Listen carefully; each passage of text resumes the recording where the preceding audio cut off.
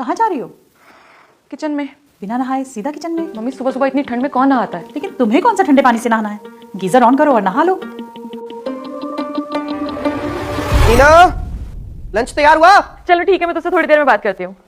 यार लंच तो पैक नहीं हुआ, तुम्हें काम करना बाहर से कुछ खा लेना। पर बेटा बाहर के खाने से तो सेहत खराब होती है। कहना क्या चाहती हैं आप? क्या तुम भी रोज रोज का? अरे इनसे बोलो ना, कब से ताने पे ताने दिए जा रही हैं। ये क्यों नहीं बताती कि नाश्ता आपकी वजह से लेट हुआ है? मैंने क्या किया है? मैं जब सुबह नाश्ता बनाने जा रही थी किचन में, तब आपने मुझे रोका था ना। बिना नहाए अब रसोई घर में खाना बनाना अशुद्ध होता है। कोई नियम और शिष्टाचार होते हैं कि नहीं? ये नियम और शिष्टाचार ना आप फॉलो कीजिए। बड़ों का काम होता है घर में शिष्टाचार को बनाए रखना। लेकिन आजकल के बच्चों का क्या है?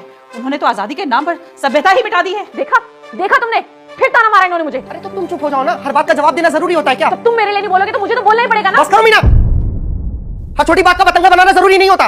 माँ तुम्हें कुछ और करने को नहीं कह रही है, जो वो करती आई हैं वही करने को कह रही हैं। हाँ, एक तुम सही, एक तुम्हारी माँ सही। गलत तो फिर मैं हूं ना, मैं घर छोड़ के चली जाती हूँ। मीना,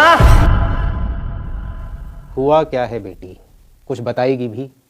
पापा, मुझे अपनी सास के लिए ना जहर चाहिए। जहर? जीना दुश्वार कर रखा है उस औरत ने मेरा। न चैन से खाने देती है, न सोने देती है। आप तो आयुर्वेदिक डॉक्टर हो ना पापा, आप मुझे कोई ऐसा जहर दो जिससे वो मर भी जाए और इल्जाम मुझ पर ना आए। लेकिन बेटा जहर। पापा मुझे कुछ नहीं सुनना, आप बस मुझे जहर दो, मैं परेशान हो चुकी हूँ। एक बार और सोच ले बेटा। सोच समझ के ही यहाँ आई हूँ।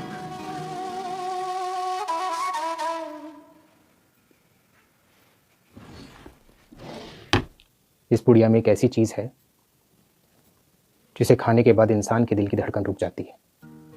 धीरे धीरे असर करेगा, लेकिन एक दिन सांस आना बंद हो जाएगा और लो।